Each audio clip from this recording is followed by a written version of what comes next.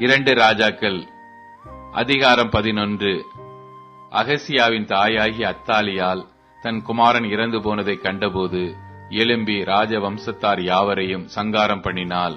யோராம் என்னும் ராஜாவின் குமாரத்தியும் அகசியாவின் சகோதரியுமாகிய யோசேபால் கொலையின்னப்படுகிற ராஜகுமாரரின் நடுவில் இருக்கிற அகசியாவின் மகனாகிய யோவாசை களவாய் எடுத்தாள்.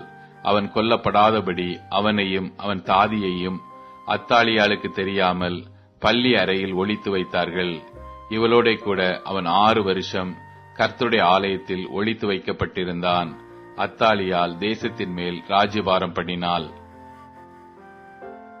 7ஆம் வருஷத்திலே யோய்தா 100 பேருக்கு அதிபதிகளையும் தலைவரையும் காவலாளரையும் அழைப்பித்து அவர்களை தன்னிடத்தில் கர்த்தருடைய ஆலயத்திலே வரச் சொல்லி அவர்களோட உடன்படிக்கை பண்ணி அவர்களை கர்த்தருடைய ஆலயத்திலே ஆணையிடுவித்துக் கொண்டு அவர்களுக்கு ராஜாவின் குமாரனை காண்பித்து அவர்களை நோக்கி, நீங்கள் செய்ய வேண்டிய காரியம் என்னவென்றால், ஓய்வு நாளில் முறைப்படி இங்கே வருகிற உங்களில் 1/3 பங்கு ராஜாவின் அரமனை காவல் காக்க வேண்டும்.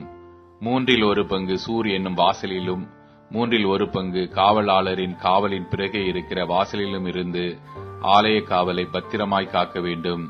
இப்படியே ஓய்வு நாளில் முறைப்படியே உங்களில் 2 பங்கு பேர் ராஜாவினிடத்தில் கர்த்தருடைய ஆலயத்தை காவல் காக்க வேண்டும். நீங்கள் அவரவர் தங்கள் ஆயுதங்களை கையிலே பிடித்தவர்களாய் ராஜாவை சுற்றிலும் வரிசையாய் நின்று கொண்டிருக்க வேண்டும்.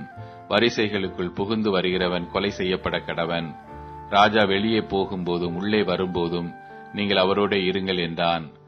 ஆசாரியனாகிய யோய்தா கட்டளையிட்டபடியெல்லாம் 100 பேருக்கு அதிபதிகள் செய்து அவரவர் ஓய்வு நாளில் முறைப்படி வருகிறவர்களும் முறைப்படி போகிறவர்களும் ஆகிய தங்கள் மனுஷரை கூட்டிக் கொண்டு ஆசாரியனாகிய யோய்தாவினிடத்தில் வந்தார்கள்.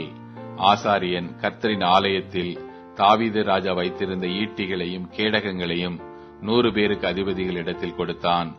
காவலாளர் அவரவர் தங்கள் ஆயுதங்களை பிடித்தவர்களாய் ஆலயத்தின் வலது பக்கம் தொடங்கி அதன் இடது பக்கம் மட்டும் பலிபீடத்திற்கு எதிராகவும் ஆலயத்திற்கு எதிராகவும் ராஜாவை சுற்றிலும் நின்றார்கள்.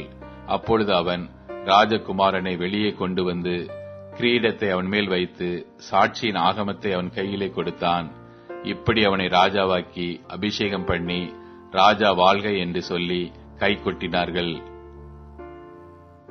ஓடி வருகிற ஜனங்கள் செய்த ஆரவாரத்தை அத்தாலியால் கேட்டபோது அவள் கர்த்தருடைய ஆலயத்திற்கு ஜனங்களிடத்தில் வந்து, இதோ ராஜா முறைமையின்படியே தூண் அண்டையிலே நிற்கிறதையும் ராஜா வண்டையில் நிற்கிற பிரபுக்களையும் எக்காலம் ஊதுகிறவர்களையும் தேசத்து ஜனங்கள் எல்லாரும் சந்தோஷப்பட்டு எக்காலம் ஊதுகிறதையும் கண்டவுடனே அத்தாலியால் தன் வஸ்திரங்களை கிழித்துக் கொண்டு துரோகம் துரோகம் என்று கூவினாள்.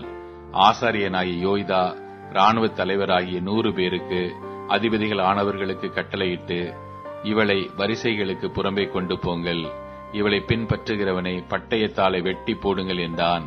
கர்த்தருடைய ஆலயத்தில் அவளை கொல்லலாகாது என்று ஆசாரியன் சொல்லி இருந்தான். அவர்கள் அவளுக்கு இடம் உண்டாக்கின போது ராஜாவின் அரமனைக்குள் குதிரைகள் பிரவேசிக்கிற வழியிலே அவள் போகையில் அவளை கொன்று போட்டார்கள்.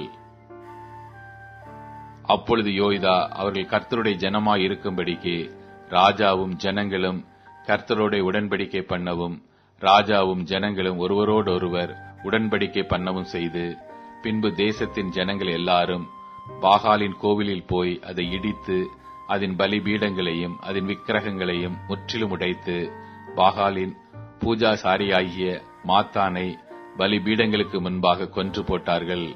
ஆசாரியன் கர்த்தருடைய ஆலயத்தை விசாரிக்கும் உத்தியோகஸ்தரை ஏற்படுத்தினான்.